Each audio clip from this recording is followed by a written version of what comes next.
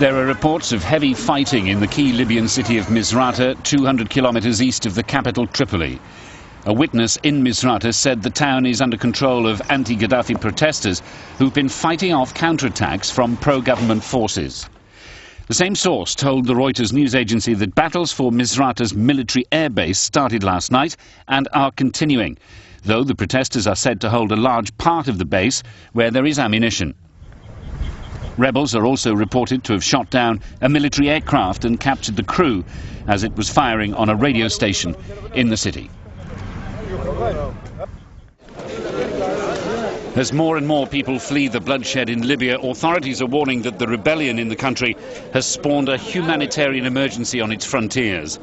The UN Refugee Agency estimates 100,000 have left Libya's borders, the vast majority neighbouring Egyptians and Tunisians. 15,000 are taking shelter at a hastily constructed camp at Ras Jdir in Tunisia. Gaddafi's son said the rebellion was inspired by Egypt. Since that speech, Gaddafi's mercenaries tried to kill us. That's why we've gone. More than half the total number of those fleeing are Egyptian, according to the UN. Among those who find themselves safe in Tunisia but a long way from home, there's growing anger aimed at the government in Cairo. We want to go home, he says. Prime Minister of Egypt, Ahmad Shafiq, this is your fault. Send us planes. This is your fault and your minister's fault. We thank the Tunisian people for looking after us. Euronews correspondent Jamal Izzedini is at the border crossing. Thousands of Egyptians, he reported, and other foreigners are flooding across the border at Ras Jdir between Libya and Tunisia. We've seen big efforts have been made by the local Tunisian authorities to help and to give aid to Egyptians and other foreigners by giving them food, blankets, drinks and clothes.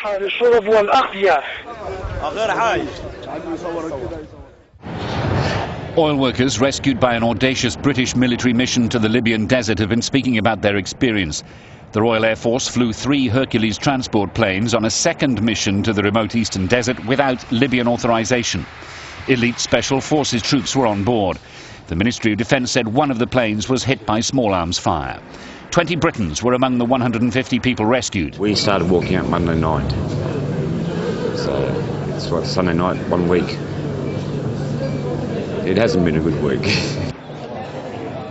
In the back of a dump truck for a couple of days, 1,000 kilometres in a bus to get back to where we started from in the bus. And then the RAF got us out tonight. It was great. British authorities had become concerned about the workers who said food and water were running out. Malta has set up a coordination centre at the Foreign Ministry in the capital, Valletta.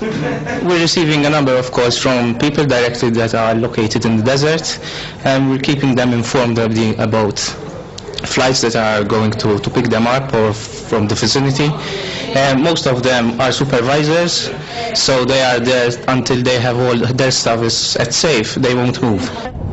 More than 100,000 people have fled the unrest in Libya, according to United Nations estimates. 8,000 of them went to Malta, with the majority arriving by sea.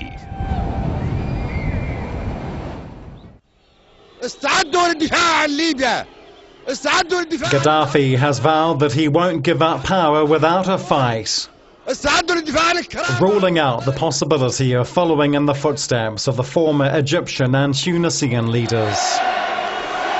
With that in mind, diplomats and experts are divided on the possible future scenarios for Libya. There are those who talk about the likelihood of a drawn-out civil war, with heavily armed groups taking sides in a divided country. They warn of a lethal mix of pro- and anti-Gaddafi supporters and heavily armed tribal groups. One of Colonel Gaddafi's sons has already taken on a leadership role, making passionate calls for the security forces to fight back. He's also talked about a conspiracy involving Egyptians and Tunisians, making nationals from those countries the target of pro-Gaddafi anger. It remains to be seen, however, whether Gaddafi has the numbers to re-stamp his authority over the entire country. Some kind of partition of Libya seems to be a real possibility. Another scenario could be a military coup. There have already been scenes of soldiers abandoning military bases and equipment, and political defections have also taken place. One symbolic announcement came from Libya's delegate to the UN, once a close ally of Gaddafi. But Gaddafi is also propped up by a diverse range of mercenaries and elite security forces. For some kind of military takeover to succeed, there would have to be a united campaign.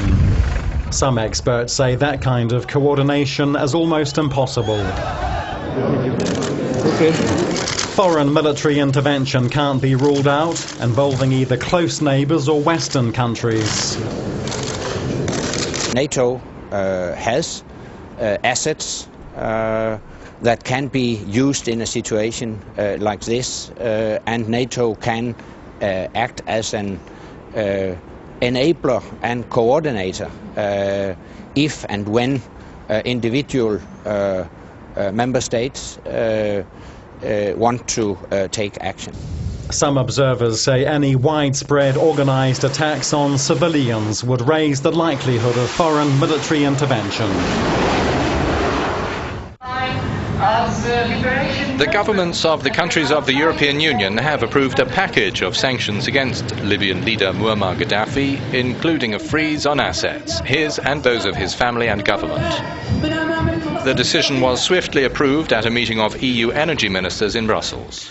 In line with Saturday's decision by the Security Council, the Council of the European Union banned the supply to Libya of arms, ammunition and related material. In addition to the UN measures, the Council also prohibited trade with Libya in equipment which might be used for internal repression. Europe went further than the UN also by extending the visa ban to 10 more individuals than the 16 on the UN list and expanding the asset freeze. The measures are expected to take effect in the next few days, following formal publication in the EU's official journal.